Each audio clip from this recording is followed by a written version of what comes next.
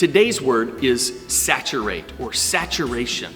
It's not a word we use a whole lot today, but it's a Bible word, and actually I grew up thinking about this word. You see, when I was growing up, TVs and computers were sort of advancing in their technology. They were getting better and better and better. And so they had this setting on your computer screen or on your TV called saturation. And the way it worked was, if the saturation was low, it would be kind of dull. There wouldn't be a lot of colors or definition. But if you turn the saturation up, all of a sudden the colors just flew at your face. It was almost too much to handle. Everything was glorious in its color and in its picture.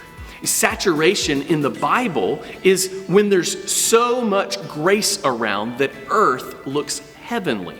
And we know that earth is suffering under the consequences of sin and the fall. And so it's broken and sometimes is a little bit dull and doesn't have a lot of life to it. It can be very difficult.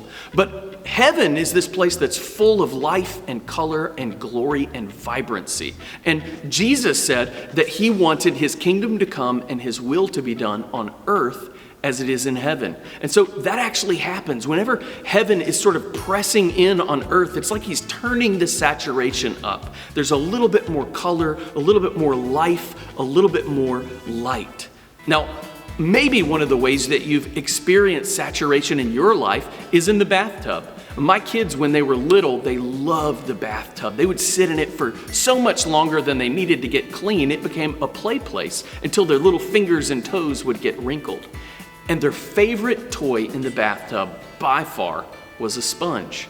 You've probably experienced a sponge before. You take it and you squeeze it, and then you put it under the water. You immerse it. Some people might even say you baptize the sponge. And then you let it go, and it just fills with all of the water. And you pull it up, and everywhere the sponge goes, the water goes. Well, if we weren't careful and we weren't watching our kids toward the end of the bath, they might sneak that sponge under their towel and take it into their bedroom. And they might set it down on the carpet. Now the carpet's wet. They might bring it into their bed. Now the bed is soaking wet.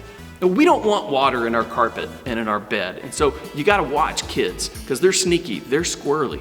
But what we do want is for heaven to be everywhere on earth. And that's the promise that God makes to us. When Jesus was talking about heaven filling the earth, he was actually quoting or talking about something that's been going on for a long time in Israel's history. The prophet Habakkuk said this: "For the earth will be filled with the knowledge of the glory of the Lord as the waters cover the sea." Can you imagine that? Waters covering the sea? There is no sea without the water. Well, there is no earth without heaven. Earth is meant to be filled with heaven. And when God fills us, his people, with heaven, we're like these sponges that he squeezes and he fills with the presence of heaven. And so everywhere we go gets wet with the glory of God. That's something that we're so committed to. We talk about it in our vision statement, that we would be saturating our neighborhoods with feasting families who tell a better story about God's grace by setting tables for the lonely. You see, it all comes together in this idea of saturation when there's so much grace around that earth looks heavenly.